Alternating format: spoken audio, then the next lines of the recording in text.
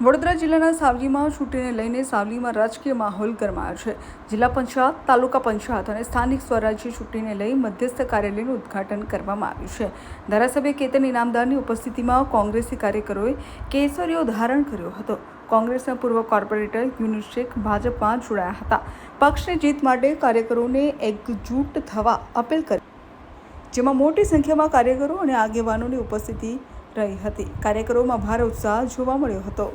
આજરોજ સાવલી નગર ખાતે સાવલી નગર તેમજ ધનતેજ જિલ્લા પંચાયત, ગોધરા જિલ્લા પંચાયત અને વાંકાનેર જિલ્લા પંચાયત 3 જિલ્લા પંચાયતનું એક મધ્યસ્થ કાર્યાલય સાવલી નગર ખાતે જ્યારે એનું ઉદ્ઘાટન કરવામાં આવ્યું છે, ત્યારે સમગ્ર સાવલી, ડેસર, સાવલી નગર અને વડોદરા ગ્રામ્યના તમામ ભારતીય જનતા પાર્ટીના ઉમેદવારો હું હૃદયથી શુભેચ્છાઓ આપું છું।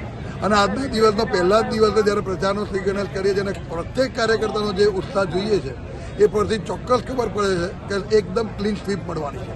કોંગ્રેસ કે બીજો કોઈ પક્ષ અહીંયા આગળ કોઈ જગ્યા પર ચાલતો નથી।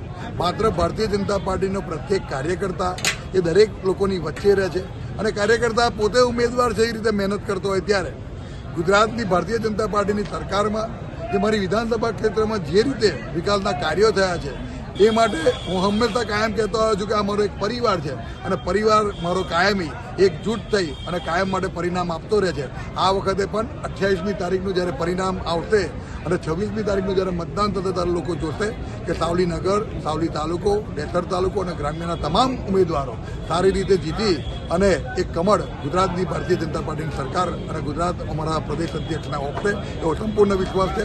આજના આ કાર્યાલયના ઉદ્ઘાટન પ્રસંગે સૌ ઉપસ્થિત રહ્યા, તેમને પણ હું હૃદયથી અભિનંદન આપું છું કે આવા સારા કામની અંદર આપનો પોતાનો કિંમતી સમય આપી રહ્યા છો, પણ પ્રત્યેક કાર્યકર્તાનો કિંમતી સમય એ અમે કાયમ માટે યાદ રાખીશું અને ચૂંટણી પરિણામ પછી પણ ઉમેદવારોને લોકો વચ્ચે રહી અને કાર્યકર્તાઓનો વિશ્વાસ કાયમી રહે એવા કામ કરવા માટે મેં અપીલ કરી છે।